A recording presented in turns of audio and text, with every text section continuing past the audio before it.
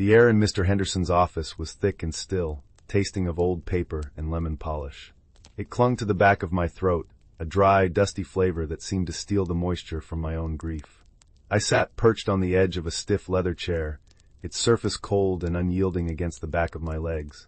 The fabric of my black dress felt too tight, a formal cage for the frantic fluttering in my chest. Across the wide mahogany desk, a fortress of polished wood between us, my Uncle Richard sat with his back ramrod straight, his suit a sharp, dark gray that seemed to absorb all the light from the room. His wife, my Aunt Susan, was beside him, a perfect statue of sympathetic sorrow, her hand resting on his arm in a way that looked more like a claim than a comfort. My mother, Sarah, sat next to me, a fragile bird of a woman, her hands twisting a damp tissue in her lap until it was a shredded pulp. A grandfather clock in the corner of the room marked the passing of time with a heavy, methodical tick-tock that sounded like a slow, judgmental heartbeat. Each tick was a second further away from Grandpa Arthur, a second deeper into this suffocating new reality. Mr. Henderson, a man whose face seemed composed entirely of weary, overlapping folds of skin, cleared his throat. The sound was like gravel shifting in a dry creek bed. "Thank you all for coming on such short notice," he began, his voice a low, monotonous drone. "Arthur was a client for over 40 years. A good man." He paused, letting the empty platitude hang in the air. My uncle nodded once, a sharp, decisive movement. My mother just sniffled softly, a sound like a mouse rustling in the walls. I stared at a single mote of dust dancing in the weak afternoon light slanting through the blinds, a tiny, brilliant world of its own, oblivious to the gravity pulling us all down. Grandpa Arthur had been my world. His house wasn't just a building of wood and plaster. It was the geography of my childhood. I knew the exact spot on the third stair that groaned like a tired old man, the scent of pipe tobacco and sawdust that clung to his favorite armchair, the cool, smooth feel of the river stones he'd set into the hearth. He had smelled of old spice and soil. He'd taught me how to whittle, how to listen for the call of a northern cardinal, how to believe in the steadfastness of a promise. And he had made me a promise. So many times, standing on the wide front porch, watching the fireflies begin their silent, blinking symphony in the twilight. "One day, Clarabelle," he'd say, his voice a warm rumble, his big, calloused hand resting on my shoulder, "all this will be yours. A place to plant your own roots. A place to make your art. It's a home, not a property. It needs a heart, not a landlord." My heart was hammering against my ribs, a frantic prisoner. This was the moment. The confirmation of that promise, a final gift from the man who had been my anchor. Mr. Henderson shuffled a stack of papers, the crisp rustle loud in the silence. "Now, to the matter of Arthur's last will and testament, dated March 12, 2023. He put on a pair of small, silver-rimmed glasses, perching them on the end of his nose. "It's a fairly straightforward document. I'll dispense with the usual legal preamble and get to the primary bequests." I held my breath. The ticking of the clock seemed to slow, each second stretching into an eternity. "To my beloved daughter, Sarah," he read, and my mother flinched as if the words were a physical touch. "I bequeath the sum of $100,000 from my savings and investment portfolio." My mother let out a small, watery gasp. It was a generous amount, more than she probably expected. Uncle Richard's jaw tightened almost imperceptibly. "To my son, Richard," Mr. Henderson continued, his voice unchanging, "I bequeath the remainder of my liquid assets, including all stocks, bonds, and savings, amounting to approximately $150,000. Aunt Susan's manicured fingers squeezed Richard's arm. Her smile was a thin, tight line. My uncle remained impassive, his gaze fixed on the lawyer. But I knew him. The money was secondary. It had always been about the house. The lawyer took a slow breath, and the air in the room seemed to get even thinner. "Regarding the real property located at 1847 Willow Creek Lane, including the house, the outbuildings, and the surrounding 10 acres of land." Here it was. I could feel the worn wood of the porch railing under my palms, smell the honeysuckle that climbed the trellis, hear Grandpa's voice in my ear. "It needs a heart, Clarabelle. I bequeath it, in its entirety, to my son, Richard." The words didn't register at first. They were just sounds, meaningless syllables floating in the stale office air. I looked at my mother, whose face had gone slack with shock. I looked at my uncle, and for the first time, a flicker of something, triumph, cold and hard as steel, flashed in his eyes before being instantly suppressed. My own voice came out as a strangled whisper. "What, Mr. Henderson looked over his glasses at me, his expression one of mild, professional pity. "The property is bequeathed to Richard." "No," I said, the word gaining strength as it left my lips. "No, that's not right. Grandpa promised me the house. He always said—" "Clara, please," my mother whispered, her hand finding mine, her fingers icy cold. "A promise is a sentimental thing, my dear," Aunt Susan said, her voice dripping with a cloying sweetness that made my teeth ache. "But a will is a legal document. Your grandfather was a practical man. He wasn't practical about this," I insisted, my voice rising, shaking. "It was his legacy. He wanted me to have it. He told me 100 times. 1,000 times." Richard finally spoke, his voice low and steady, a deliberate calm that was more infuriating than any shout. "Clara, we're all grieving. Let's not make this more difficult than it needs to be. The will is clear." "It's not clear. It's wrong." I turned back to the lawyer, my mind racing, scrambling for a foothold in a world that had just tilted off its axis. There must be another will. An older one. Something.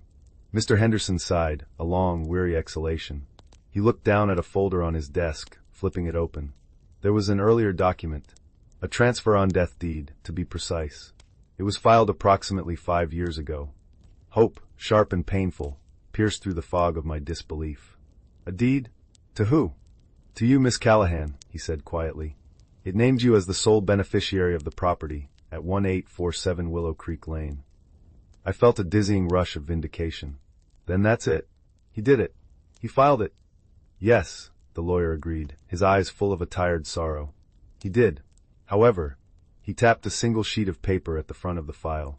"That deed was officially voided and rescinded on March 10th of this year, 2 days before the new will was signed." The air rushed out of my lungs. Voided. The word was an axe blow, severing the last thread of hope I was clinging to. 2 days. He had signed away my future, our shared dream, just 2 days before he rewrote a will that erased me completely from the home we both loved. It made no sense. It was impossible. I don't understand," I stammered. Richard stood up, the movement abrupt, final. "I think we're done here," he announced, his tone leaving no room for argument. He looked at Mr. Henderson. "Send the paperwork to my office. We'll be in touch." He and Susan turned to leave, a united front of quiet, victorious possession. My mother was still frozen, her face a mask of bewildered pain. But I couldn't let it end like this. I scrambled to my feet, the leather of the chair groaning in protest. "Uncle Richard, wait," I called out, my voice raw. "Why? Why would he do that?" He paused at the door but didn't turn around. His voice was cold, distant. "Maybe he changed his mind, Clara. People do." Then he was gone, the heavy office door closing behind him with a soft, definitive click that sealed my fate. The grandfather clock in the corner struck 3, its chimes echoing in the sudden, vast silence. Each resonant bong was a nail being driven into the coffin of a promise. The house wasn't mine. The home I had built my future around had been given away. And I had no idea why. The scent of lemon polish suddenly felt like poison, and the only thing I could taste was the bitter ash of betrayal. The ride home was a study in silence. A thick, suffocating blanket of things unsaid lay between my mother and me in the small space of her sedan. The engine hummed, the tires whispered over the asphalt, but inside the car, the world had gone mute. My mother kept her eyes fixed on the road, her knuckles white where she gripped the steering wheel. I stared out the passenger window, watching the familiar landscape of our town blur past. The corner market, the old movie theater, the park where Grandpa taught me to ride a bike. Each landmark was a fresh sting, a memory of a life that now felt like a fiction. When we finally pulled into the driveway of her small, tidy house, the one she'd lived in since the divorce 20 years ago, she cut the engine. The sudden absence of its low vibration made the silence even more profound. I could hear the frantic beating of my own heart, a frantic drum against the backdrop of chirping crickets. "I'm so sorry, sweetie," she finally whispered, her voice cracking. She didn't look at me. She just stared through the windshield at her own garage door, as if it held the answers to an impossible question. "Why didn't you say anything?" I asked, my own voice flat, devoid of the storm raging inside me. "In the office. You just sat there." "What was I supposed to say, Clara?" She turned to me then, and I saw the exhaustion etched into the lines around her eyes. "It was in the will. It was legal." "Richard," she trailed off, shaking her head. "Richard what?" I pressed. "He knew. He knew Grandpa promised me the house. You all knew. You were there for half of it." Christmas, birthdays, summer barbecues. Clara's house, he'd call it. Everyone would laugh. I know, honey. I know. A tear finally escaped and traced a glistening path down her cheek. But your uncle, he and your grandpa spent a lot of time together these last few months. Especially after the fall. Grandpa had taken a nasty fall in January, slipping on a patch of ice while getting the mail. He'd broken his hip. The recovery had been slow, grueling. I'd been there as much as I could, juggling my freelance design work, but Richard, who lived only 30 minutes away, had been there more. He'd handled the bills, the doctor appointments, the in-home care. At the time, I had seen it as a blessing, a son stepping up. Now it felt sinister. What are you saying, Mom? That Richard manipulated him? A sick old man?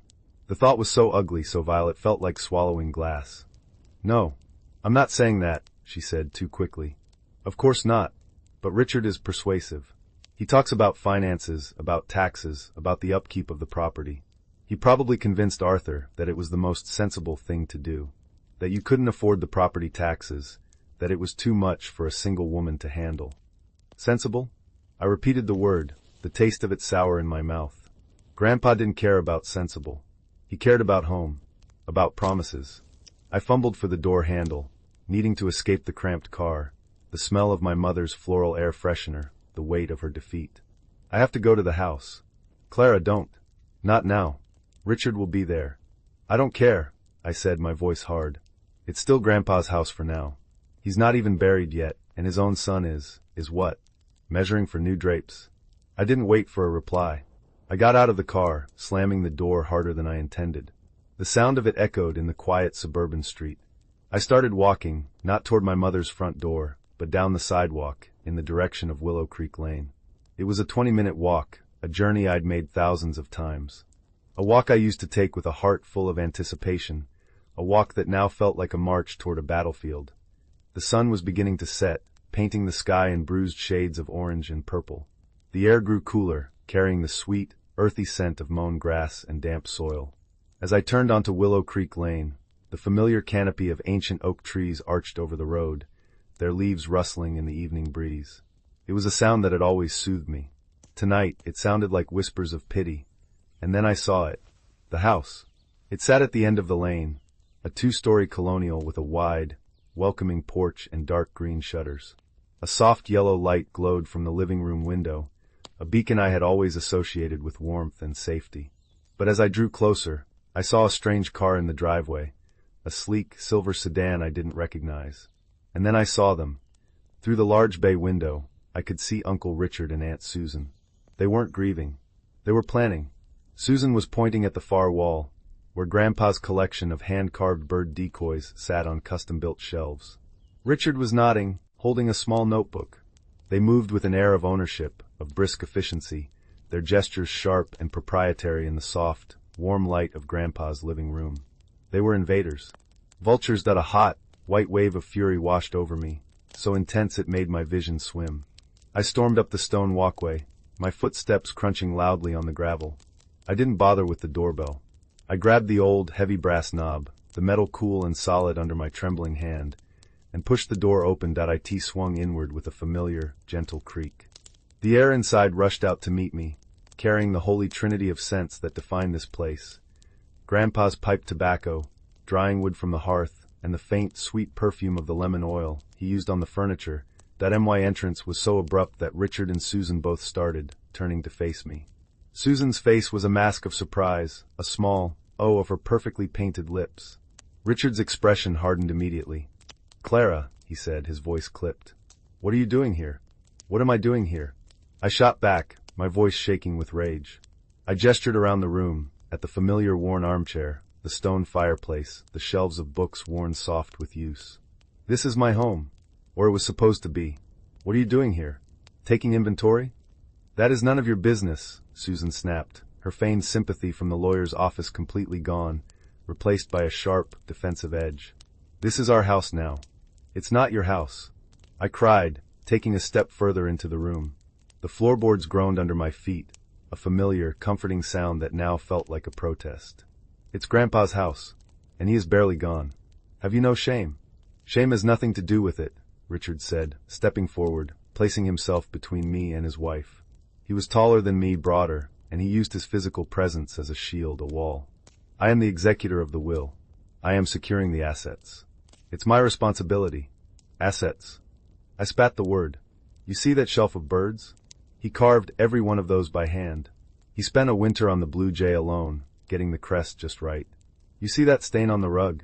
That's from me when I was 7, spilling a glass of grape juice and crying because I thought he'd be mad.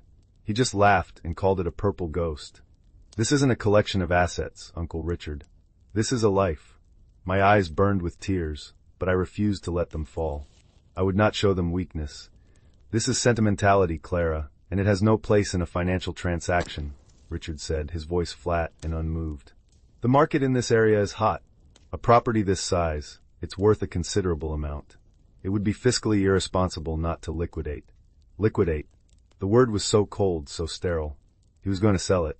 He was going to sell my home, my childhood, my future, and break it down into dollars and cents. The promise wasn't just broken, it was being dissected for parts. You can't, I whispered, the fight draining out of me, replaced by a cold, heavy dread. He wouldn't want that. He loved this place. He wanted what was best for his family, Richard said smoothly. The money from the sale will provide security for Susan and me. For your mother. It's the practical choice. He already provided for you in the will. I argued, my voice gaining a desperate edge. He gave you the house. Isn't that enough? Susan scoffed from behind him. Enough? Clara, darling, you have no idea what it costs to maintain a place like this. The taxes, the roof, the plumbing. It's a money pit. Your grandfather was house poor for years. Richard is simply freeing up the capital. Freeing up the capital. They spoke a different language, a foreign tongue of ledgers and profits that had no words for love or memory, or a promise made to a little girl on a summer evening. I looked from his cold, determined face to her smug, acquisitive one, and I knew I couldn't win this argument. Not with words. Not tonight. Get out, I said, the words low and shaking. Richard raised an eyebrow. I beg your pardon? Get out of his house, I repeated, my voice growing stronger. The funeral is the day after tomorrow. Can you at least pretend to be a grieving son until he's in the ground? Or is that too much to ask? For a moment, something flickered in his eyes. A flash of shame, maybe, or just irritation at being called out. He exchanged a look with Susan. She gave a slight, almost imperceptible shake of her head. Fine, he said, his voice tight. We'll leave. For now. But Clara, let's be clear. When the funeral is over, this conversation is over. I'll be changing the locks. You can make an appointment with me to collect any personal items you may have left here. He made it sound like I was a tenant being evicted. He walked past me toward the door, his movements stiff with anger. Susan followed, pausing just long enough to give me a look that was a mixture of pity and contempt. You should have been more practical, dear, she murmured before sweeping out of the door behind her husband. The front door closed, not with a slam, but with the same soft, final click I'd heard in the lawyer's office. I stood alone in the center of the living room, the warm yellow light suddenly feeling harsh and interrogating. The comforting sense of home now smelled like a tomb. I was surrounded by the ghosts of 1,000 happy memories, and every single one of them felt like an accusation. He had changed his mind. He had broken his promise. But standing there, in the heart of the home he had built, I couldn't believe it. Not in the way they said. Something was wrong. Something had been done to him, to us. And I knew, with a certainty that settled deep in my bones, that I wasn't going to let them change the locks without a fight. The funeral was a gray, muted affair. The sky wept a fine, persistent mist that clung to our dark clothes and beaded on the polished wood of the casket. The air smelled of damp earth and the cloying, funereal sweetness of lilies. People murmured condolences, their voices soft and respectful, but their words felt like stones dropping into a deep, empty well. I stood beside my mother, my hand on her arm, feeling the slight tremor that ran through her. Across the grave, Uncle Richard and Aunt Susan stood, the perfect picture of solemnity. He even managed to produce a single, well-timed tear that he dabbed away with a crisp white handkerchief. The hypocrisy of it was a physical weight in my chest. After the service, people gathered back at my mother's house for the wake. The house was soon filled with the low hum of conversation, the clinking of glasses, and the smell of baked ham and coffee. It was a strange, surreal performance of grief. Neighbors and distant relatives I hadn't seen in years patted my arm, telling me what a wonderful man my grandfather was, how much he had loved me. Each comment was a fresh twist of the knife. If he loved me so much, why? I couldn't stand it. I found a quiet corner in the kitchen, nursing a cup of coffee I had no intention of drinking, the ceramic warm against my cold hands. My childhood friend, Ben, found me there. He'd grown up just down the road from Grandpa's place, and the three of us had been an inseparable trio during the summers. "Hey," he said softly, his presence a small island of solid ground in my churning sea of emotion. "How are you holding up?" I gave a weak, watery shrug. "I'm not." The words came out choked. "Ben, he gave the house to Richard." Ben's easy smile faded. "He knew about the promise, of course. Everyone knew." "What? You're kidding me." "No way. Arthur would never." "He did. Signed a new will a couple of months ago, and he voided a deed that left it to me. Just erased it." Ben leaned against the counter beside me, his brow furrowed. "That doesn't sound like him." "Not at all. Especially not after his fall. He was different after that. More tired. A little confused sometimes, you know." I nodded, remembering my last few visits. Grandpa had been slower, his stories sometimes circling back on themselves. But I had chalked it up to the pain medication, the long, boring days of recovery. I'd never thought he was vulnerable. "Richard and Susan were there all the time," I said, thinking aloud. "Mom said he was being persuasive. Talking about taxes and upkeep." "Persuasive is one word for it," Ben muttered, his eyes dark. "Richard's been talking about that land for years. How underdeveloped it is. How a developer would pay a fortune for 10 acres in this location." A cold chill snaked down my spine. This wasn't just about selling the house. It was about bulldozing it, erasing it completely for a row of identical, soulless townhouses. "He wouldn't," I whispered. "Wouldn't he?" Ben looked me straight in the eye. "Clara, don't let them do this. Don't let Richard steamroll you. There has to be something. Some reason Arthur did what he did. You have to find it." Ben's words were a spark in the darkness. He was right. I couldn't just accept it. I had to understand. The next day, armed with a fragile, desperate resolve, I drove to the house. I half expected the locks to be changed already, a final metallic snub. My heart pounded as I slid my old key into the lock. It turned. A small wave of relief washed over me. I had time that I stepped inside.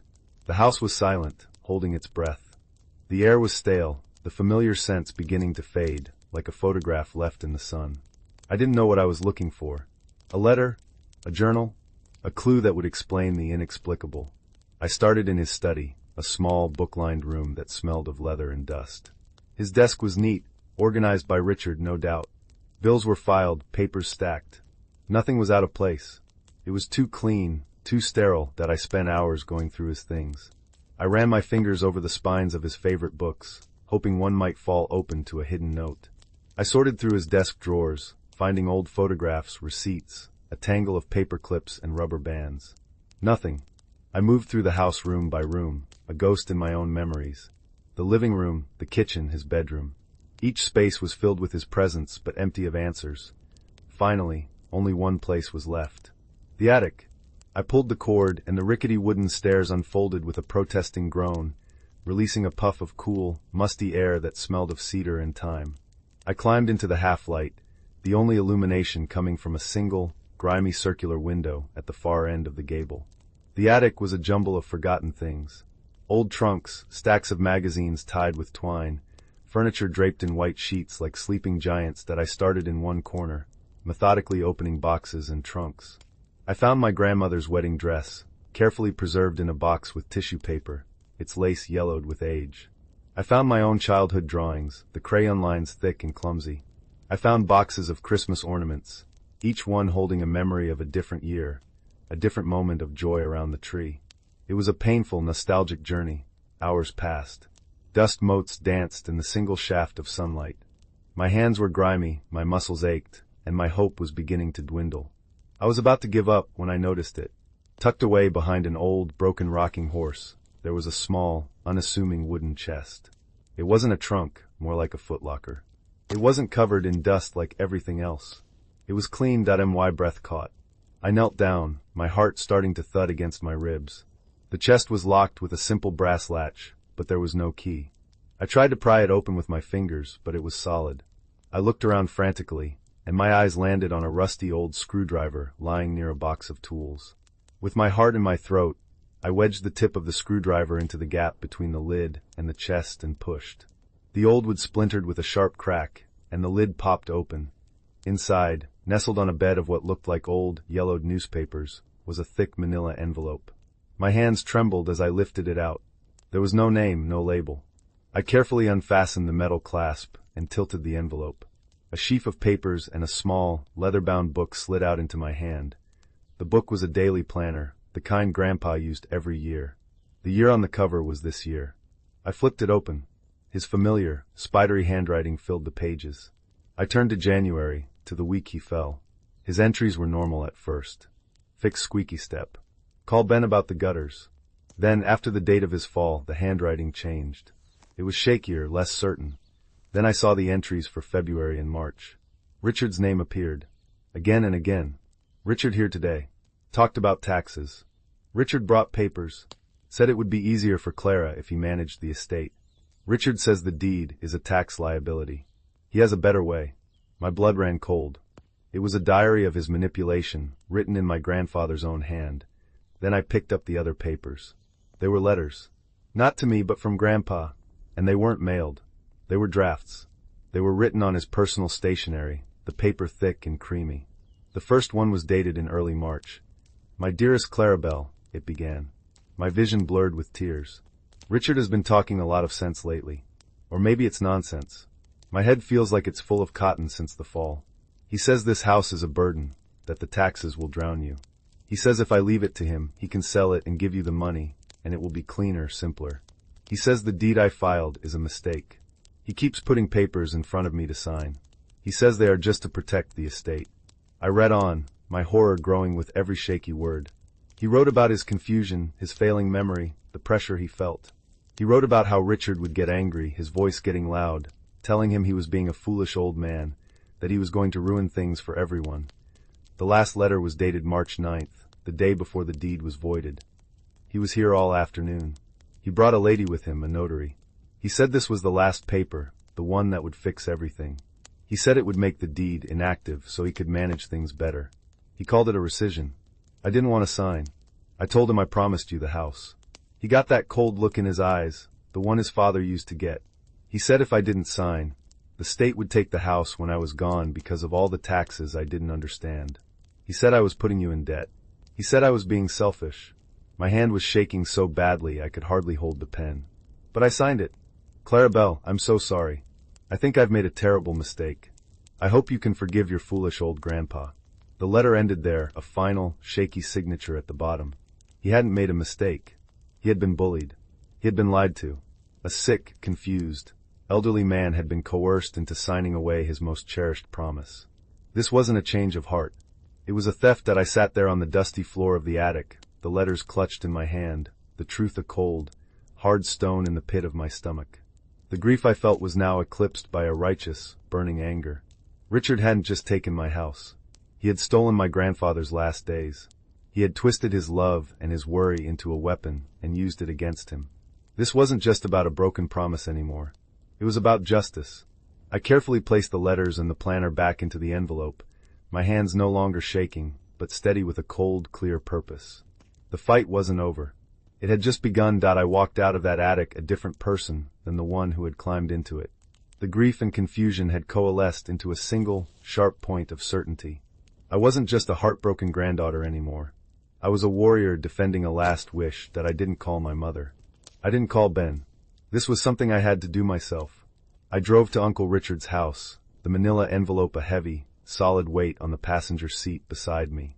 His home was in a newer development on the other side of town, a large beige house with a perfectly manicured lawn and no character, a place that screamed asset, not home. Aunt Susan answered the door, her face tightening into a polite, icy mask when she saw me.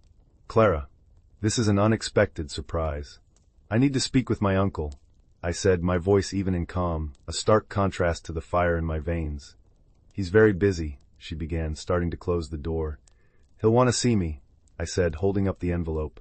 I have something that belongs to him. From Grandpa. Her eyes narrowed with suspicion, but she relented, opening the door wider. Fine. He's in his study. She led me through a sterile, gray and white foyer into a room that looked like it had been lifted from a furniture showroom catalog. Richard was sitting behind a large, modern desk, staring at a computer screen. He He looked up, and his annoyance was plain on his face. "Clara, I told you to make an appointment if you wanted to discuss personal effects." "This is a personal effect," I said, walking to his desk. I didn't wait for an invitation to sit. I pulled a chair up and sat directly across from him, placing the envelope on the gleaming surface between us. "I found this in the attic." He eyed the envelope, but didn't move. "And? It's a collection of letters," I said, my gaze locked on his. "Drafts, actually, that Grandpa wrote in the weeks before he died. And his planner." I saw a flicker of something in his eyes. Not guilt, not yet. More like alarm. A tiny crack in his impenetrable facade. Susan, who had been hovering in the doorway, moved to stand behind his chair, her hand resting on his shoulder in that familiar, proprietary way. "He wrote about your visits," I continued, my voice low and deliberate. "He wrote about your long talks. About taxes. About how sensible it would be to sell the house. He wrote about the papers you kept bringing him to sign." Richard leaned back in his chair, attempting a look of weary condescension. "Clara, he was an old man. He was confused." "Oh, I know he was confused," I said, and the calm in my voice finally cracked, letting the heat through. He was confused because his own son was telling him that leaving his home to his granddaughter was going to bankrupt her. He was confused because his son was telling him that a deed of rescission was just a simple management tool. He wrote it all down, Uncle Richard. How you pressured him. How you scared him. How you told him he was being selfish for wanting to keep his promise to me. I slid the last letter out of the envelope and pushed it across the desk toward him. "He wrote this the day before you had him sign away my home. Read it." He glanced down at the familiar, shaky handwriting. His face, for the first time, lost its composure. The color drained from it, leaving behind a pasty, grayish pallor. Susan leaned down, her eyes scanning the page, and her hand on his shoulder tightened. "This is nonsense," she said, her voice sharp and brittle. "The ramblings of a sick man. It doesn't prove anything. It proves he didn't want to sign it." I shot back, my voice rising. "It proves you coerced him. You took advantage of him when he was sick and scared, and you manipulated him into breaking the most important promise he ever made." Richard finally looked up from the letter, his eyes filled with a desperate, cornered fury. "You don't know what you're talking about. I was trying to protect him. To protect this family. That house was a financial black hole. He was mortgaged to the hilt. He was too proud to tell anyone. I was trying to salvage what was left. By lying to him? By scaring him?" I shook my head, a bitter laugh escaping my lips. "No. You were trying to salvage a prime piece of real estate you've been drooling over for a decade. Ben told me. You wanted to sell to a developer. You never cared about the house, only the land it was sitting on." "That's a lie," Susan interjected. "Is it?" I turned my glare on her. "Were you there to hold his hand, Aunt Susan? To read to him? Or were you there to help your husband close the deal of a lifetime on a dying man's legacy?" Silence descended on the room, thick and heavy.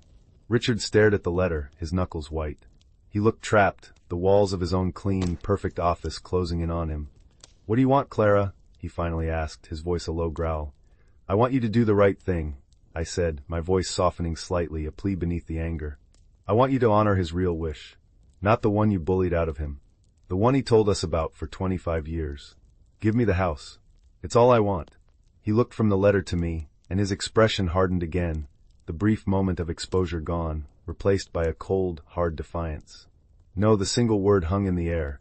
"It's my house," he said, his voice regaining its strength.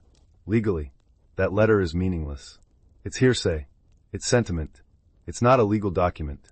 The will is the only thing that matters." I stared at him, my heart sinking. I had thought, naively, stupidly, that confronted with the proof of his own cruelty, with his father's own sad, confused words, he would break. That some shred of decency, of shame, would force him to relent. But I was wrong. There was nothing there. Only greed. "So that's it?" I whispered, my voice trembling again, this time with a profound, soul-crushing disappointment. "You'll stand on a lie, a piece of paper you got through deceit, and you'll destroy his home and everything he loved about it just for the money?" "I am providing for my family," he said, the words clipped and final, a mantra he had clearly been telling himself for months. He stood up, a clear dismissal. "Now I think you should leave." I stood up slowly, my legs feeling weak. I gathered the letters, my hands moving mechanically. I looked at him, truly looked at him, and I didn't see my uncle anymore. I saw a stranger, a man hollowed out by his own ambition. I saw the man who had made his own father's last days a misery. You're right, I said, my voice quiet but clear in the still room. The letters aren't a legal document. They won't hold up in a court of law. But we both know there's another court, the court of family. I turned and walked out of the study, leaving them standing there in their perfect, sterile room. As I walked through the foyer, I saw a framed family photo on a side table. It was from years ago, at one of Grandpa's 4th of July barbecues. We were all there. Me, a gangly teenager. My mother, smiling. Even Richard and Susan, looking younger, happier. And in the center of it all was Grandpa, his arm around my shoulders, beaming with a pride and love that was so radiant it seemed to light up the whole photograph that I knew what I had to do. This wasn't going to be a legal battle. It was going to be a family reckoning point 2 days later. I called a family meeting. I didn't frame it as a confrontation. I simply told everyone, including my mother, my uncle, and a few close cousins and aunts who had adored Grandpa, that I had found some of his last writings and wanted to share them. I asked them to meet me at the house, at Grandpa's house, for one last gathering before it was gone. Richard and Susan were reluctant, but in the face of the rest of the family's gentle insistence, they couldn't refuse without looking callous. They arrived last, their faces grim, a silent, unified front against whatever they thought was coming. We all gathered in the living room, the same room where they had been taking inventory just a week before. The air was thick with a nervous, expectant energy. The scent of old wood and memories seemed to hang heavier than usual, that I stood by the stone hearth, the manila envelope in my hands. I looked around at the faces of my family. My mother, looking pale and anxious. My cousins, their faces etched with curiosity and sadness. And Richard and Susan, their expressions a mixture of defiance and apprehension. Thank you all for coming. I began, my voice clear and steady. I know this is a difficult time. When we were in Mr. Henderson's office, I was confused. I couldn't understand why Grandpa would change his mind about the house, after promising it to me for my whole life. It felt like a betrayal, but I was wrong. It wasn't a betrayal. It was a tragedy. I paused, letting the words sink in. Richard shifted his weight, his jaw tight. I found some things in the attic, I continued, opening the envelope. Grandpa's planner from this year, and some letters he wrote but never sent. I want to read one of them to you. It's dated March 9th. I took out the last letter, my hands perfectly still. I looked directly at Richard, holding his gaze, and I began to read. My dearest Clarabelle. As I read Grandpa's words, a profound silence fell over the room. The only sound was my own voice, trembling slightly with the weight of the emotion behind the shaky script. I read about his confusion, his fear, the pressure he was under. I read his account of my uncle's visits, of the arguments, of the papers he didn't understand. With every sentence, the atmosphere in the room shifted. My mother's hand flew to her mouth, a stifled sob escaping. My cousins exchanged shocked, horrified glances. When I got to the part about Richard telling him he was being selfish, that he was going to put me in debt, a collective gasp went through the room. I could feel the family's shock and disapproval coalesce, becoming a palpable force directed at my uncle that I finished with Grandpa's last, heartbreaking line. I think I've made a terrible mistake. I hope you can forgive your foolish old Grandpa. The silence that followed was absolute. It was heavier than grief, thicker than anger. It was the sound of a family's perception of one of its own shattering into a million pieces. All eyes were on Richard. He was pale, his face a mask of stone, but a muscle was twitching violently in his jaw. Susan was frantically whispering in his ear, but he didn't seem to hear her. My Aunt Carol, Grandpa's younger sister, was the first to speak. Her voice was shaking with fury. Richard, is this true? Did you do this to your own father? It was a misunderstanding, Richard stammered, his usual confidence gone, replaced by a desperate bluster. He was confused. The letter is proof of that. He wasn't thinking clearly. It seems to me he was thinking very clearly about how you were bullying him, another cousin shot back. I was trying to help him. Richard insisted, his voice rising in panic. The finances were a mess. I was protecting the family's legacy. The house was the legacy, I said, my voice quiet but cutting through his frantic defense. And you convinced him to sign it away so you could sell it to the highest bidder. That wasn't protecting a legacy. That was cashing it in. The dam broke. The room erupted in a chorus of accusations and recriminations. The family, my family, turned on him. They saw the truth in Grandpa's words, a truth that resonated more deeply than any legal document. They saw a son who had taken advantage of his father's infirmity for his own personal gain. Susan tried to defend him, talking about fiscal responsibility and practicality, but her words were drowned out. This wasn't about money anymore. It was about right and wrong. It was about love and betrayal that in the end, Richard and Susan left, fleeing the house under a storm of their family's condemnation. They didn't shout. They just walked away defeated, the weight of their actions finally publicly laid bare. The legal will remained. The house was still on paper his. But he had lost something far more valuable. He had lost his family. In the days that followed, no one spoke to him. His calls went unanswered. He was an outcast, isolated by his own greed. About a month later, a for sale sign went up on the lawn of 1847 Willow Creek Lane. It was a sharp, ugly wound on the landscape of my childhood. My heart broke all over again. He was doing it. He was selling it out of spite or shame, or maybe just because it was the only thing he had left to do. The house sold quickly. I never went back inside. I couldn't bear to. A few weeks after the sale closed, a check arrived in my mother's mailbox. It was a cashier's check made out to me for a significant portion of the sale's proceeds. There was no note, no apology, just the money. Cold, clean, and utterly heartbreaking that it wasn't the house. It wasn't the home my grandpa had promised me. But it was a start, a foundation. I didn't use it to buy a new house. Instead, I rented a small studio apartment with big, bright windows in a part of the city I'd always wanted to explore. I bought new canvases, the smell of fresh paint and turpentine filling my new, small space. I started to create again. The pain of losing the house never truly went away. It settled into a dull, permanent ache, a phantom limb of a future that would never be. But I had the letters.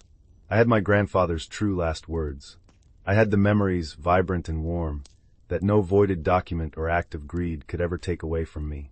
I learned that a home isn't just four walls and a roof. It's the love you build inside it. And that, I realized, was the real inheritance. That was the promise he had truly kept. And it was something I could build for myself, anywhere.